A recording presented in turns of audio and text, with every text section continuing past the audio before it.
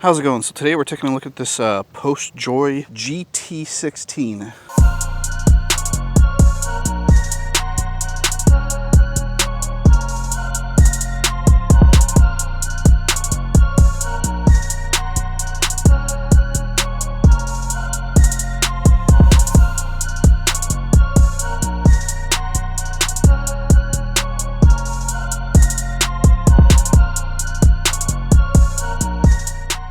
Alright, so we'll go take this out for a ride in just a minute, but let's go over the specs first. So this thing's rocking a 3,000 watt peak rear hub motor, and that's paired with a 48 volt 25 amp hour battery. So it should be pretty quick. It's got 12-inch wheels, I think 3-inch tires with these, pretty good sized knobbies on them. And you got the same setup in the rear. So it's kind of like off-roady type bike, but it should work pretty well on the street too. This thing's got full suspension, non-adjustable forks, and then preload adjustable shock in the rear there. It does have some pretty beefy brakes for this small of a bike, and I can't really tell. It's 203 millimeter rotor, so that's a really good brake setup. And you got the same setup in the front there. It's got pretty good sized reservoirs here, and then the levers are just okay, but man, these are like really good quality brakes for this size of bike. It's got a 7 speeds and a Shimano derailleur there, and then you just got your basic e-bike shifter there. It does come with a twist throttle, half twist right here, and then your basic ergo grips that you see on a bunch of different types of bikes. So it does have a headlight here. You can see it's got this cool little skull thing in there, and that thing's really bright too. Also comes with a brake light, no turn signals. I mean, the dash is pretty straightforward. You got your light button here,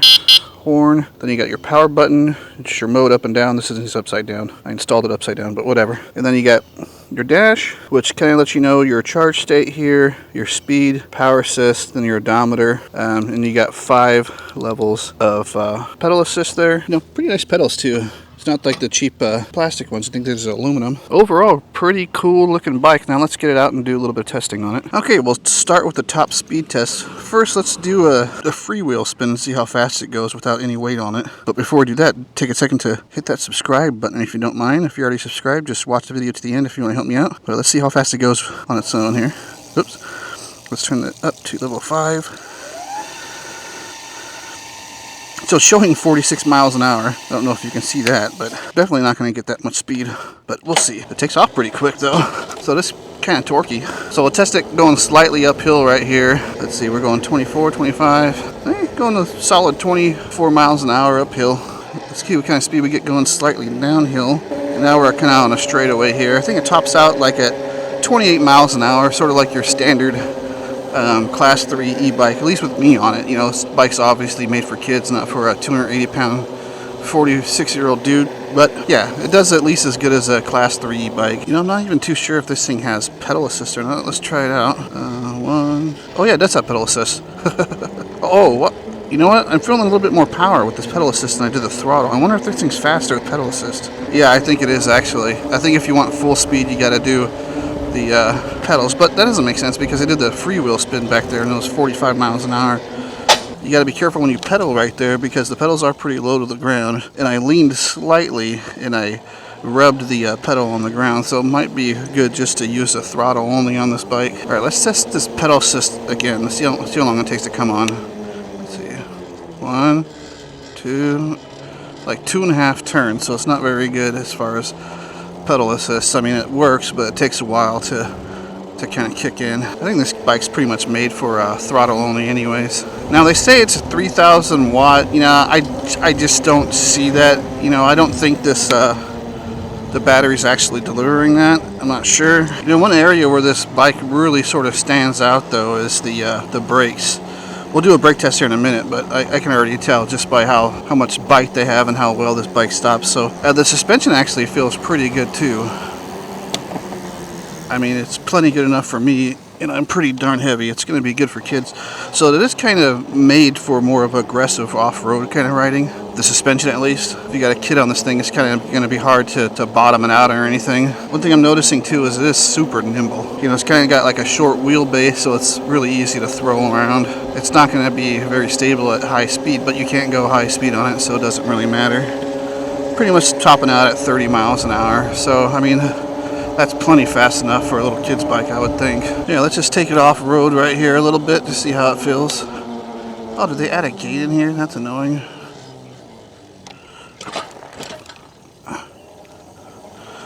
Yeah, I can tell the suspension's really good, actually. Oh no, they didn't add a gate. I thought that yellow thing was a gate, but it's not. Oh yeah, suspension is really good.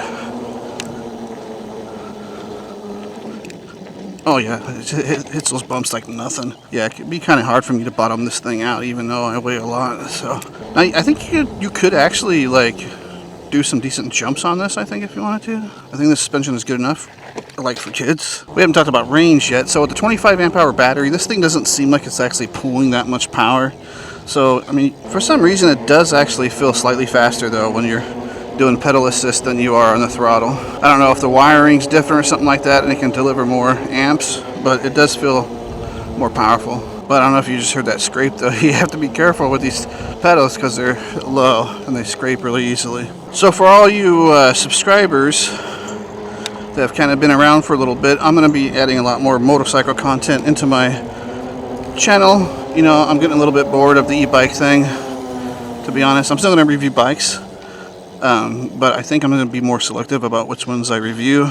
Just kind of more, you know, higher quality ones, more powerful ones, stuff like that. And then I'll have some more videos coming out of like some really cool stuff of like my custom razor and a few other things. But I'm also going to be mixing in some motorcycle content.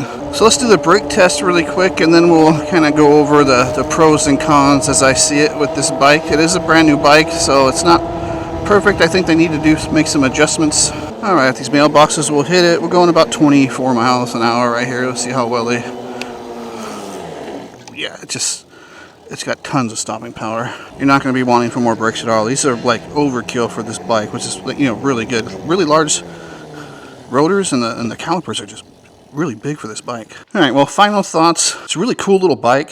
I think they need to switch over to 20-inch wheels on these because it's nice and short for young kids, but those pedals are useless because they just scrape too much. You can't really use them, especially if you're turning or something like that. So if you're just using throttle only, it's just fine. You don't have to worry about the pedal at all. I wish it had a little bit more power, because it's claimed to 3,000 watts. It's not delivering 3,000 watts. And I'm on my second controller on this thing. The first one came with a bad controller, but I mean, that happens sometimes in manufacturing, no big deal. But even with the new one, it's still, I just wish it had a little bit more power. So I think they should increase the amperage that battery can deliver, or at least increase the tuning on the controller to give a little bit more power to that back wheel. The suspension is really good and the brakes are amazing. So if you're looking for just like kind of like a starter little bike for like your kid or something like that, this would be perfect because you're not going to be able to get up over 30 miles an hour, maybe 35 miles an hour, something like that in full power mode. But they have really good brakes, they have great suspension. Pedals, like I said, they got to do something about that, or just put pegs on there and just leave the pedals off completely. I don't know. But then you got the e-bike legality stuff there too.